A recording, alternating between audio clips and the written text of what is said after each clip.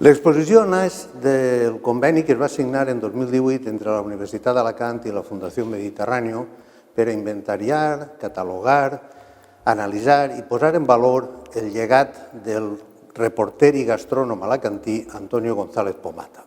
Es tractava de posar en valor l'interès que té per a la història de l'etnografia i la gastronomia alacantina el fons documental que representa el seu arxiu fotogràfic. La direcció acadèmica i científica del projecte ha recaigut en la Càtedra Carmencita d'Estudis del Sabor Gastronòmic de la Universitat d'Alacant i del Centre de Gastronomia del Mediterrani a Dénia Gasterra amb la col·laboració del Centre de Documentació La Llum de Fundació Mediterrani.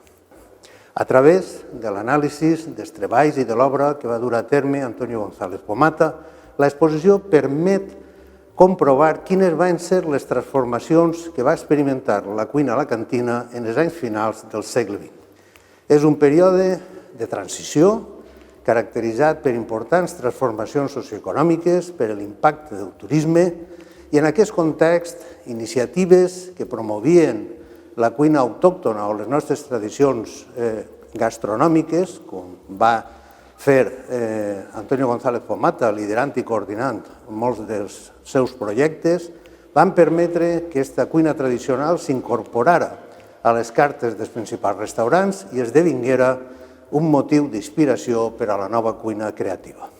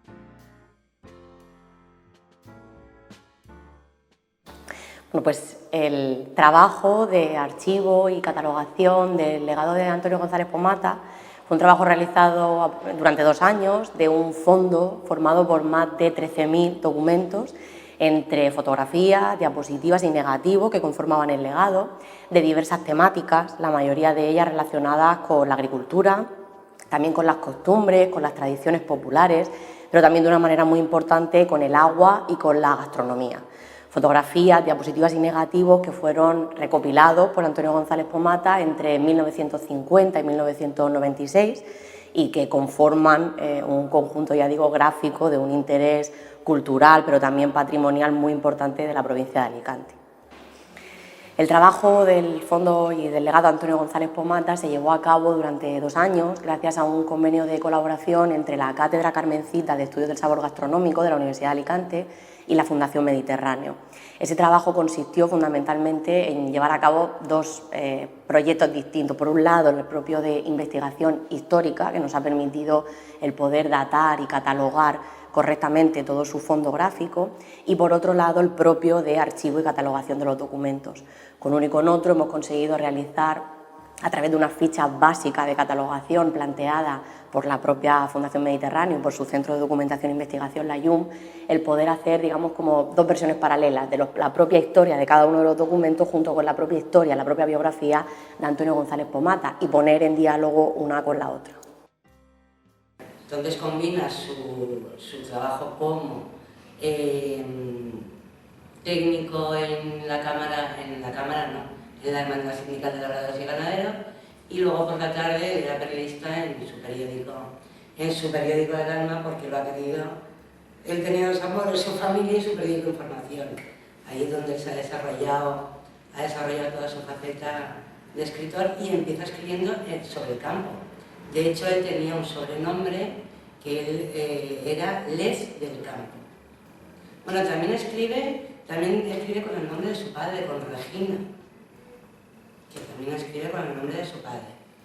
Y su mayor trabajo fue el del campo, el de la agricultura, que además a él le encantaba.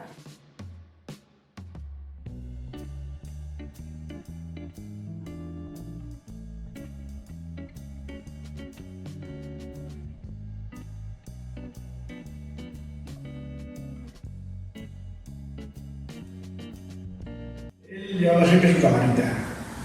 Hacía las fotografías bien, porque por lo menos las fotografías de prensa saben lo que es un testimonio, no es una obra de arte de esa que quieras tú, salvo que sea un tema muy concreto. La fotografía que él hacía era para suplir un poco lo que yo no podía hacer. O sea que es verdad, porque en el periódico te di cuenta, tú lo sabes porque eres periodista, o sea que tener que abarcar muchas secciones del periódico, y en aquella época que éramos uno o dos en el periódico, había que hacer desde temas locales, los viajes antiguamente había que irse con el organizador a visitar la provincia, o sea que muchas veces se lo hacía dos fotitos, yo se las arreglaba en el laboratorio y ya está. Pero él se preocupó mucho también de cubrir un poco las espaldas con la fotografía. Y ahí habrá muchas fotos de él que hizo.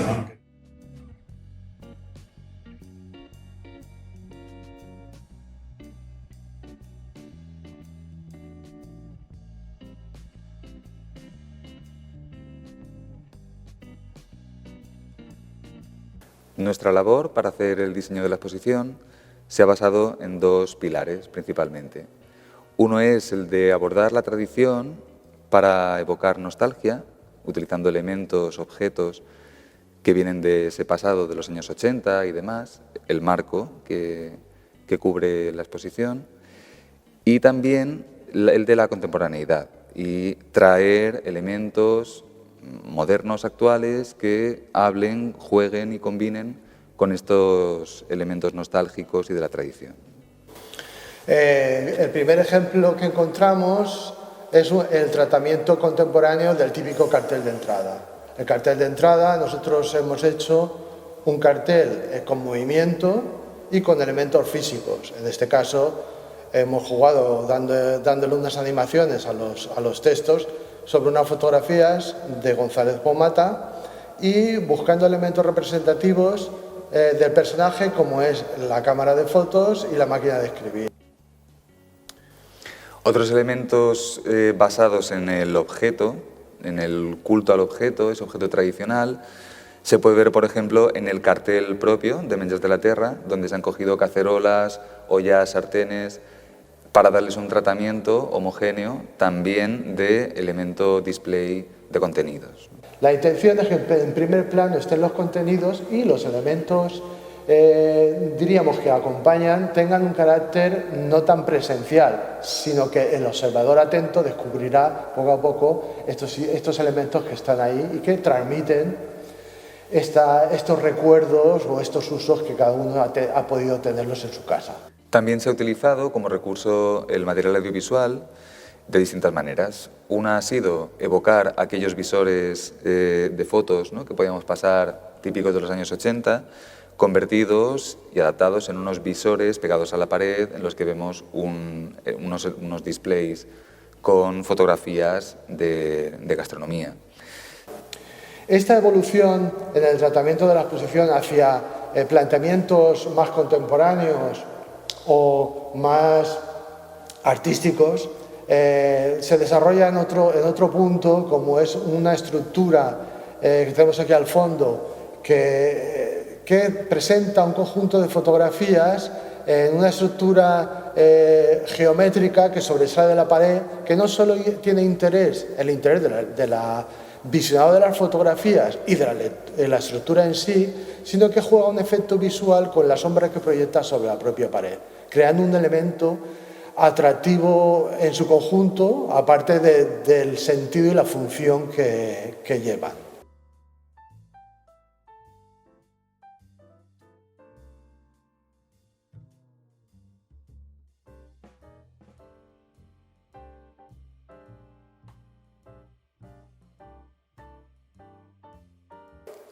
Las semanas gastronómicas organizadas por González Pomata tuvieron el objetivo de promocionar la cocina tradicional y servir como inspiración para la cocina innovadora, siguiendo la máxima de sin tradición no hay innovación. Se desarrollaron entre los años 1987 y 1994, las disfrutaron 15.000 personas y participaron 66 restaurantes, de manera que fue un trabajo coral.